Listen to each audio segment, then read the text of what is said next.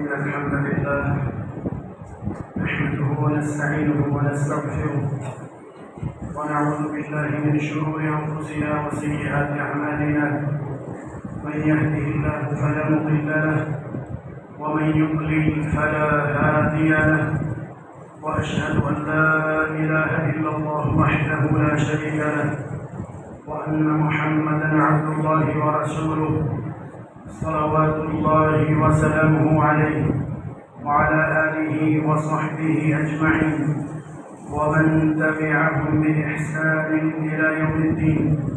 اللهم صل على محمد وعلى آل محمد كما صليت على إبراهيم وعلى آل إبراهيم إنك حميد مجيد.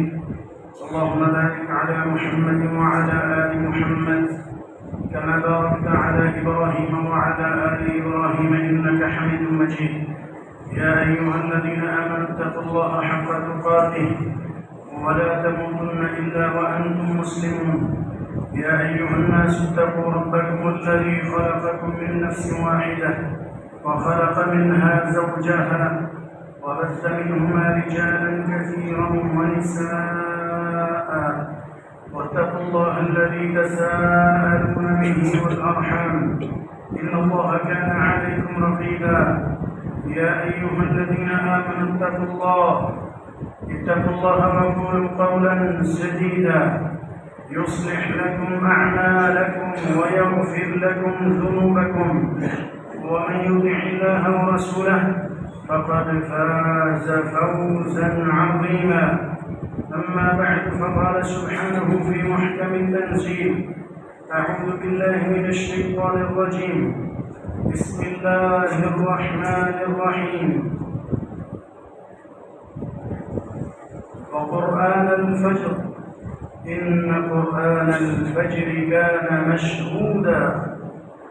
وقال سبحانه: فخلف من بعدهم خلف أضاعوا الصلاة واتبعوا الشهوات فسوف يلقون غيا.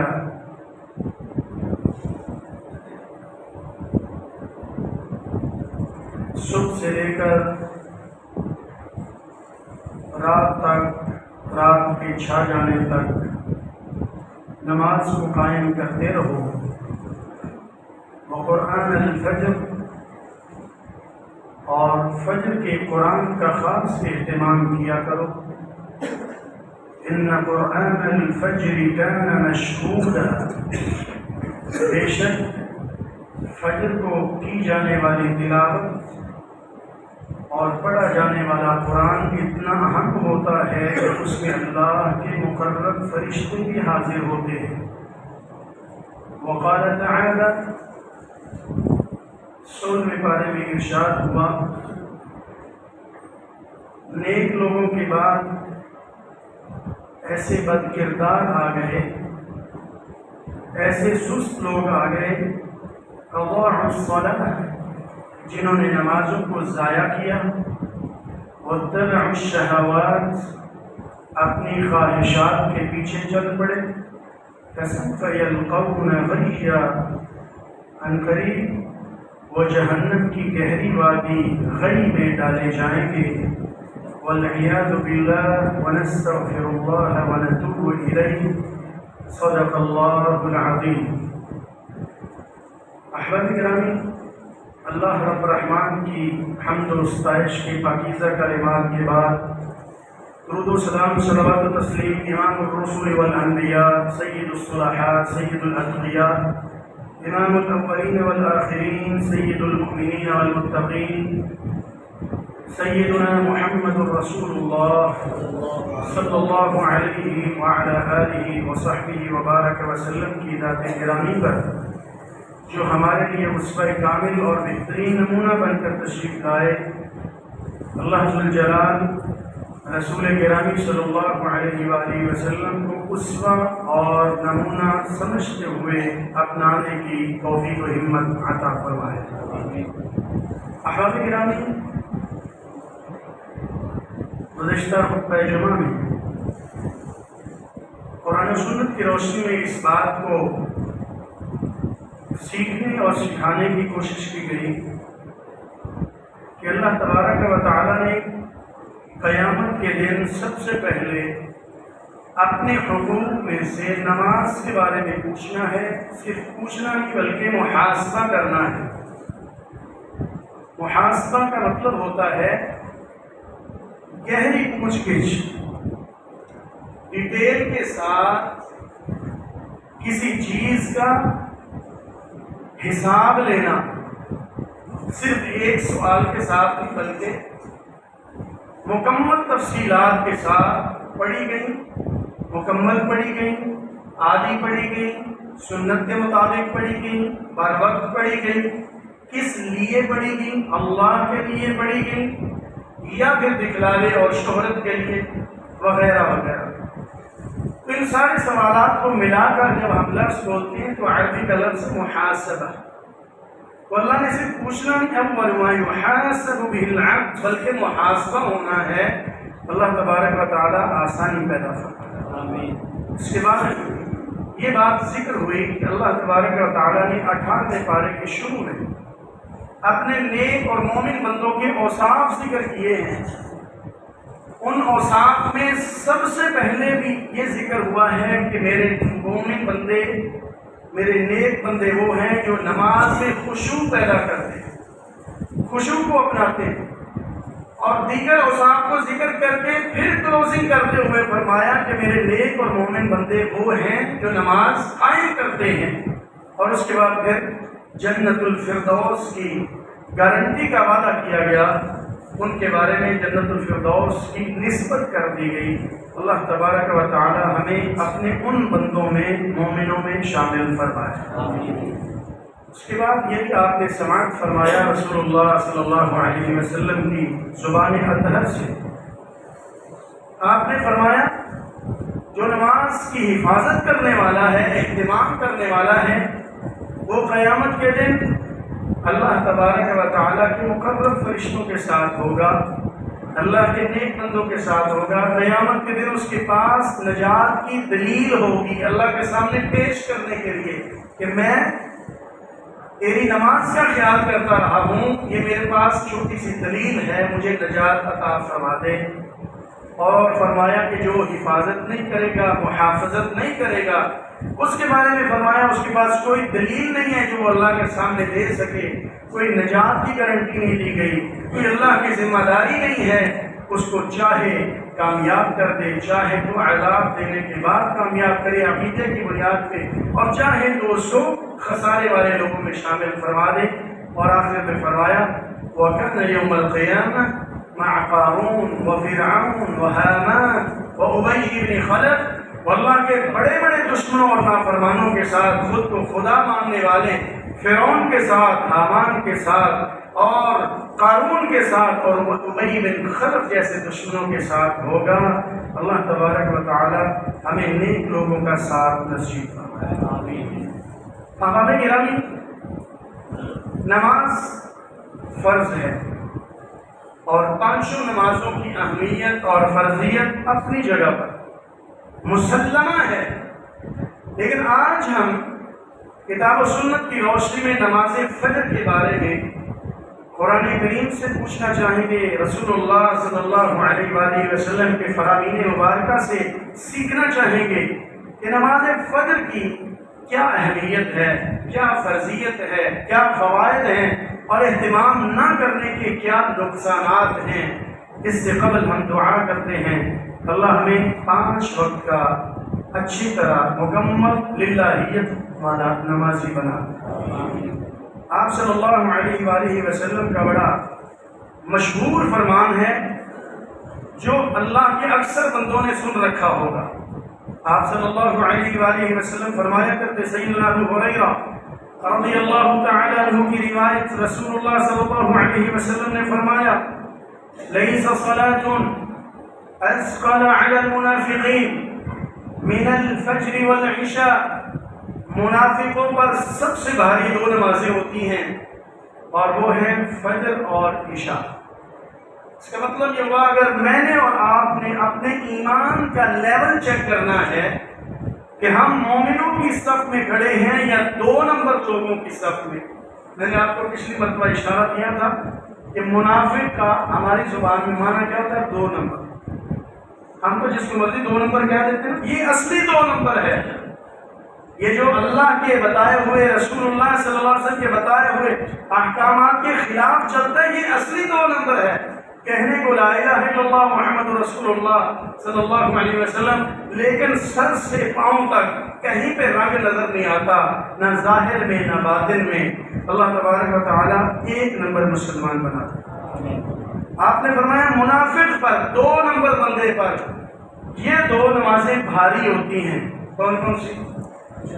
فجر اور عشاء. اور ساتھ دوسری روایت کو ملائی، وہ بھی سیدنا ابی ہریرہ رضی اللہ تعالی عنہ کی ہے، یہ بھی صحیح بخاری میں ہے. آپ صلی اللہ علیہ وسلم نے فرمایا وَلَوْ يَعْلَمُونَ مَا فِي التَّهْجِيرِ لَاسْتَبَقُوا، اگر لوگوں کو پتہ چل جائے کہ نماز کے لیے جلدی کرنا، ایک ہے نماز کے لیے آنا، ایک ہے نماز کے لیے جلدی کرنا، کئی کاموں کو پیچھے چھوڑ کر ترجیح دیتے ہوئے آ جانا، ان کو پتہ چل جائے تو لَاسْتَبَقُوا، تو یقیناً وہ دوڑنا شروع کر دیں گے. اس کی وجہ یہ ہے کہ اللہ تبارک و تعالیٰ نے اس میں فضیلت بڑی رکھی ہے، اس میں مقبولیت بڑی رکھی ہے. وَلَوْ يَعْلَمُونَ مَا فِي الْعَتَمَةِ وَالصُّبْحِ، اگر ان کو پتہ چل جائے عشاء میں اور فجر میں، کس میں؟ عشاء میں اور فجر میں آنے کی فضیلت کیا ہے، اس میں انعام کیا ہے. فرمایا لَأَتَوْهُمَا وَلَوْ حَبْوًا، اگرچہ ان کو اپنی سرین کے بل گھسٹ کے آنا پڑے، ریڑھ کے آنا پڑے، گھٹنوں کے بل چل کے آنا پڑے، وہ ضرور عشاء اور فجر میں تو ضرور پہنچے. آگے فرمایا وَلَوْ يَعْلَمُونَ مَا فِي الصَّفِّ الْمُقَدَّمِ لَاسْتَحَمُوا، اگر ان کو پتہ چل جائے کہ اگلی صفوں میں کتنا اجر ہم نے رکھا ہے، قرہ اندازی بھی کرنا پڑے تو وہ قرہ اندازی کر کے اگلے صف میں آنا پسند کریں گے. آج مجھے اور آپ کو وہ اہمیت معلوم نہیں ہے، اس کی وجہ سے ہمارے عمل میں بھی فرق ہے. آگے جگہ موجود ہوتی ہے، ہم پیچھے گھسٹ رہے ہوتے ہیں. اللہ رب الرحمن ہمیں سبقت اختیار کرنے کی توفیق عطا فرمائے. احباب گرامی، رسول اللہ صلی اللہ علیہ وآلہ وصحبہ وبارک وسلم نے فرمایا میرا دل چاہتا ہے، آپ نے اس کے ساتھ ملتی جلتی روایت پچھلے جمعے میں سماعت فرمائی، کہ جو نماز میں حاضر نہیں ہوتے، اللہ کے پاک نبی علیہ السلام فرماتے ہیں کہ میرا دل چاہتا ہے کہ میں اپنی جگہ کسی اور کو کھڑا کروں، کوئی اور نماز پڑھائے، اور میں جا کے ان سمیت ان کے گھروں کو جلا ڈالوں. اور یہاں پر رسول اللہ صلی اللہ علیہ وآلہ وصحبہ وبارک وسلم نے فجر کی نماز کے حوالے سے خاص اس کی اہمیت کو بیان کرتے ہوئے نبی مکرم صلی اللہ علیہ وآلہ وصحبہ وبارک وسلم نے فرمایا یہ پڑھنے کے فوائد بھی نوٹ کرتے جائیں، نہ پڑھنے کے یا لیٹ کرنے کے نقصانات بھی نوٹ فرماتے جائیں. ایک ہی روایت سے دونوں سبق ہمیں ملتے جائیں گے. آپ صلی اللہ علیہ وآلہ وسلم نے فرمایا يعقد الشيطان على قافية رأس أحدكم، دیکھیے ذرا کون چاہتا ہے اپنے ہاتھ سے اپنا نقصان کرنا اور کون ہے جو اپنا فائدہ چاہتا ہے. آپ نے فرمایا شیطان انسان کے سر کی پچھلی سائڈ پہ، جس کو ہم کھدی کہتے ہیں، یہ جو جہاں بال ختم ہوتے ہیں کھدی، فرمایا يعقد الشيطان على قافية رأس أحدكم، یہاں شیطان 3 گرے لگا دیتا ہے. یہاں پر جب انسان سوتا ہے 3 گرے لگ جاتے ہیں. آگے کیا فرمایا فَإِذَا هُوَ نام، جب سویا ہوتا ہے تو یہ کام ہو جاتا ہے. قرآن مجید میں اللہ تعالیٰ نے بیان کیا ہم نے شیطان کو مہلت دی، ہم نے شیطان کو طاقت دی، ہم نے شیطان کو اختیار دیا. ان میں سے ایک یہ بھی ہے کہ آپ یہ بھی کر کے آزما لیں، میرے نیک بندوں کے درمیان آپ رکاوٹ نہیں بن سکے، میرے اور میرے بندوں کے درمیان آپ رکاوٹ حائل نہیں کر سکتے. اللہ کے پاک نبی علیہ السلام فرماتے ہیں وہ 3 گرے لگا دیتا ہے.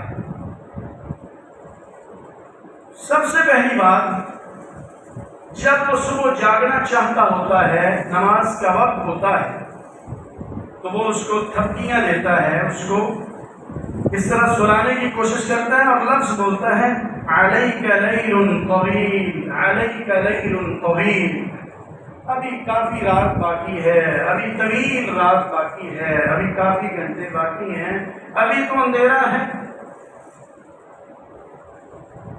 فرقد، تو سو جا۔ وہ سو جاتا ہے۔ فرمایا اگر وہ نہ سوئے بلکہ جاگ جائے، اس کی تھپکیوں کا اثر نہ لے، فَإِنِ اسْتَيْقَظَ فَذَكَرَ اللَّهَ، اگر وہ جاگ جائے اور اللہ کا ذکر کرے۔ اب سونے اور جاگنے کے اذکار بھی ہمیں یقیناً یاد ہوں گے تو ہم ذکر کر سکیں۔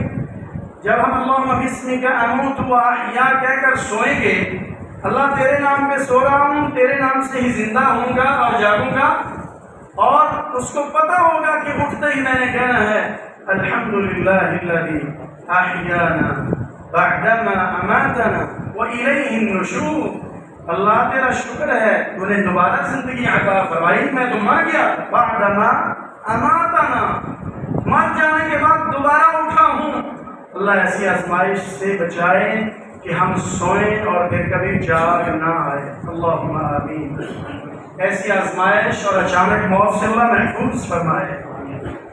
فرمایا جب وہ اللہ کا ذکر کرتا ہے، جاگ جاتا ہے، تھپکیوں کا اثر نہیں لیتا، انحلت عقدہ، ایک گرہ کھل جاتی ہے، سستی کی ایک گرہ کھل جاتی ہے۔ دعا پڑھنے سے ایک گرہ کھلتی ہے، اس کا مطلب کہ جو دعا کے بغیر جاگے گا، اگرچہ نماز میں تو وہ آ جائے گا لیکن وہ گرہ سستی والی اپنی جگہ برقرار ہے، اس نے اس ذکر سے ہی کھلنا ہے۔ فَإِن تَوَضَّعَ انحلت عقدہ، اگر وہ اللہ کا وضو کر لے تو ایک اور گرہ کھل جاتی ہے۔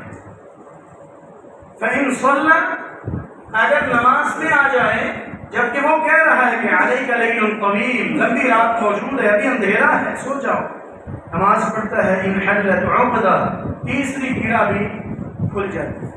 آگے سنیں، فَأَصْبَحَ نَشِيطًا طَيِّبَ النَّفْسِ، اللہ کے پاک نبی علیہ السلام فرماتے ہیں اس کے بعد تینوں گرے سستی کی کھل گئی،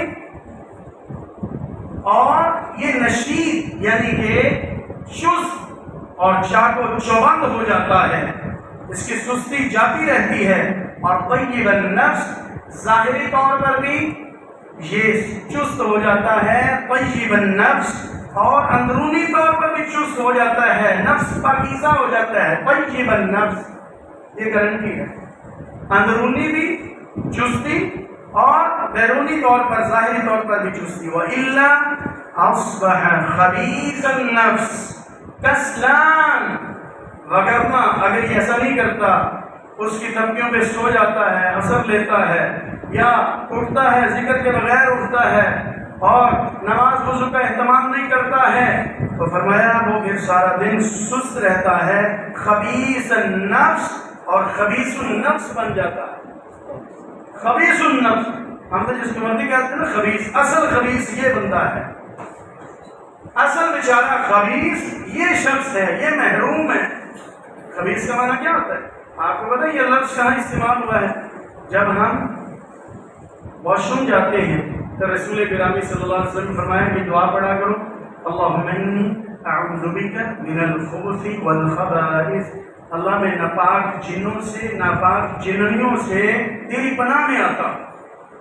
خبث اور خباثت اور خبث اور خبائث یہ لفظ استعمال ہوئے ہیں، اور بالکل اسی طرح کا لفظ یہاں پہ استعمال ہوا ہے کہ یہ شخص جو ذکر کیے بغیر اٹھتا ہے یا اپنی مرضی سے اٹھتا ہے، وضو کا کوئی پرواہ نہیں، نماز کا کوئی اہتمام نہیں، فرمایا یہ بیچارہ خبیث النفس ہے۔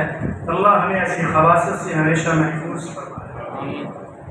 رسول اللہ صلی اللہ علیہ وآلہ وصحبہ وبارک وسلم نے فرمایا، عبداللہ بن مسعود رضی اللہ تعالی عنہ کی روایت، آپ صلی اللہ علیہ وآلہ وسلم نے فرمایا، صحیح بخاری کی 1144 نمبر روایت، آپ نے فرمایا وہ شخص جس کے بارے میں تم نے مجھے ابھی بتایا ہے کہ صبح ہو گئی مگر وہ جاگا نہیں، بیدار نہیں ہوا اور نماز اس نے ادا نہیں کی، فرمایا بال الشیطان فی اذنی، یاد رکھو شیطان نے اس کے کان میں پیشاب کر دیا ہے. پہلے کہا کہ خبیث النفس، اندرونی طور پہ وہ خباثت والا ہے، اب یہ ظاہری طور پر بھی خباثت والا ہے. اب آپ بتائیں مجھے، یہاں سے ہم جا رہے ہوں بازار میں، کوئی گزرتے ہوئے کسی بھی طرح سے بائک کے ذریعے یا کسی بھی طرح سے چھینٹے اڑانا چاہے یا میرے اور آپ کے کپڑے گندے کرنا چاہے یا اندیشہ بھی ہو، ہم کیسے بچتے ہیں؟ بچتے یا نہیں بچتے؟ اور یہاں پر کیا صورتحال ہے؟ شیطان کا پیشاب ہے، شیطان کا پیشاب، اللہ کے دشمن کا پیشاب. اور فرما رہے رسول اللہ صلی اللہ علیہ وسلم، اور روایت ہے صحیح بخاری شریف کی، فرمایا شیطان روزانہ پیشاب کر رہا ہے، اس اللہ کے بندے کو پرواہ نہیں ہے، اٹھ کے نہا کے صاف ہو جائے.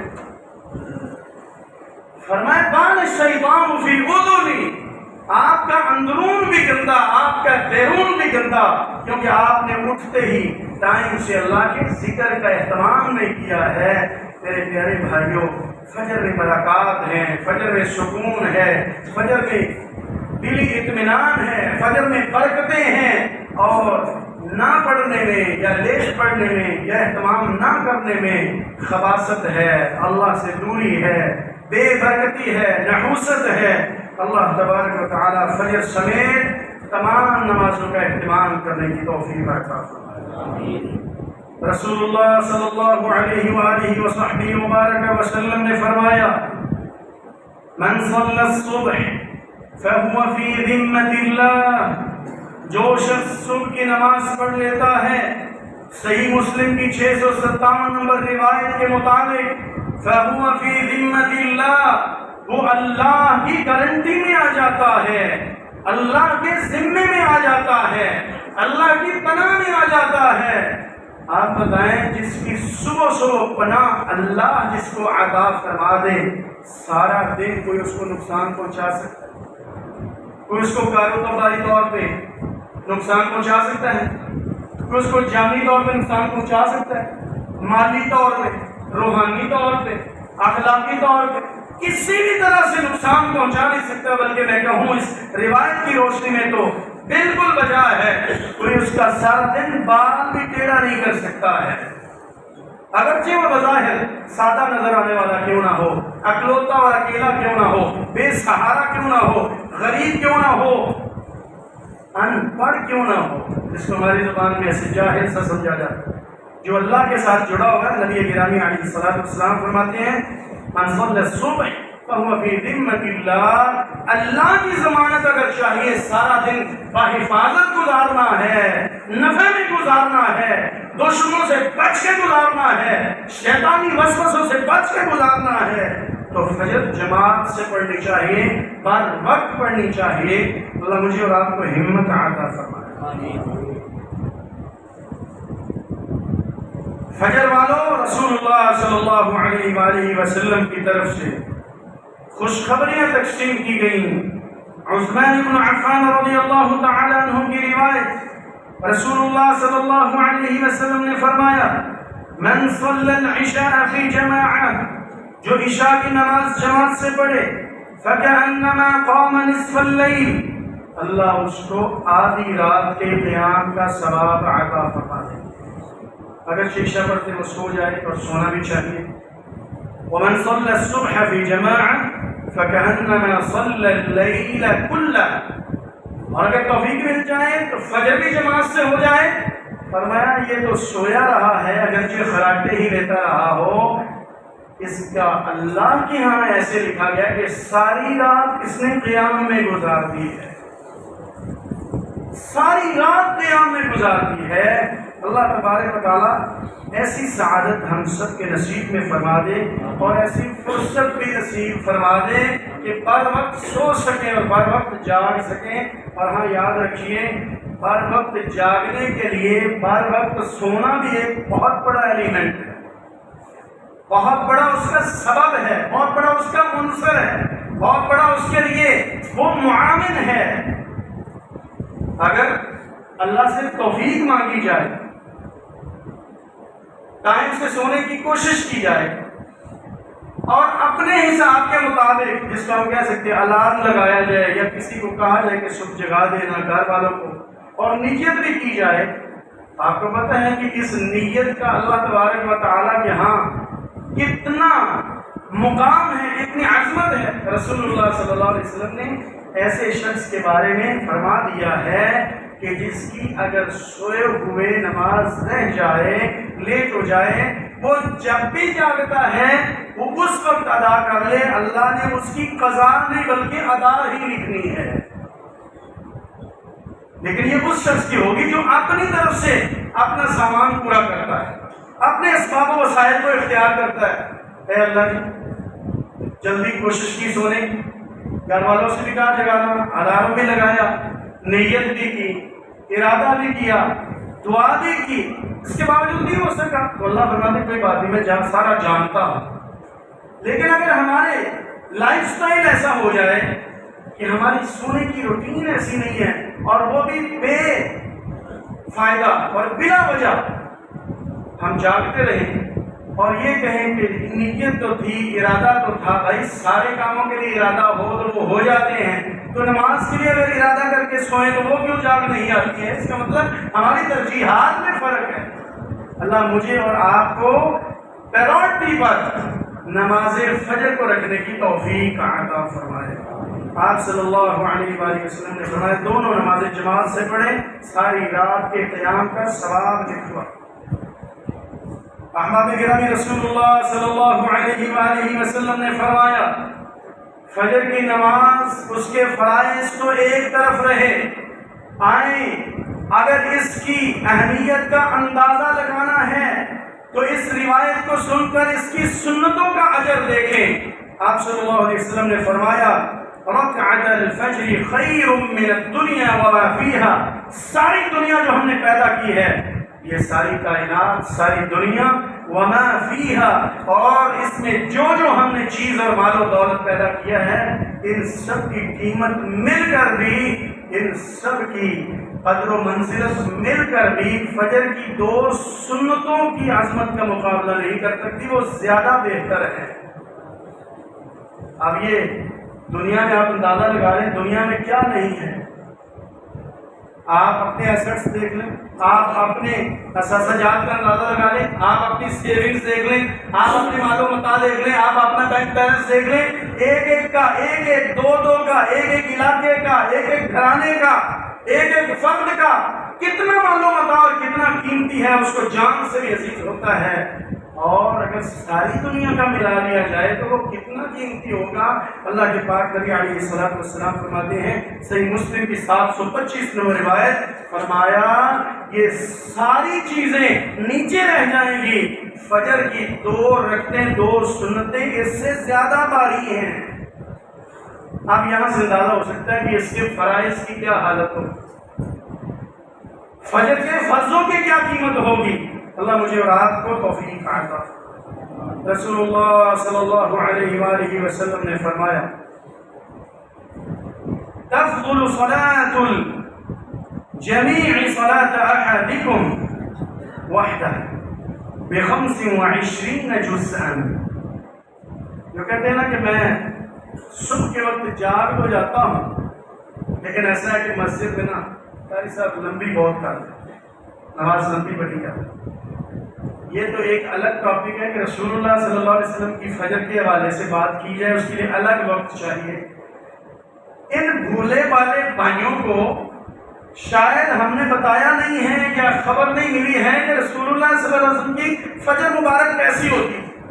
ایک جھلک اور ایک اشارہ، آپ صلی اللہ علیہ وسلم اندھیرے میں شروع کرتے اور اتنی لمبی کرتے کہ دن نکل آتا، دن روشن ہو جاتا۔ اور دوسری روایت کہتی ہے آپ 60 سے 100 آیات کی تلاوت فرمایا کرتے۔ یقین جانے یہاں تو میرا خیال ایسا نہیں ہوگا، امید ہے انشاءاللہ۔ کئی مساجد کے بارے میں مجھے علم ہوا ہے، وہاں منٹوں کا حساب رکھا ہوا ہے، اور اس منٹ سے میں نے خود دیکھا کہ اس نے امام صاحب نے اس سے زیادہ منٹ لگایا یا 2 لگائے یا 1.5 2 کہتے ہیں کہ آپ اتنا ٹائم لگا دیا ہے، اور اگر اس طرح ہی آپ نے کرنا ہے تو پھر بھائی اسی اپنی پڑھنا نہ کرنا. یعنی اتنا حوصلہ نہیں کہ ہم نے اس کو منٹوں میں ڈیوائڈ کر دیا ہے اور یہ نہیں پتا کہ اللہ کے نبی علیہ السلام نے سہولتیں بانٹی ہیں. کوئی نہیں پڑھ سکتا بھائی وہ بیٹھ جائے, اور نہیں پڑھ سکتا آپ لیٹ کے پڑھ سکتے ہیں.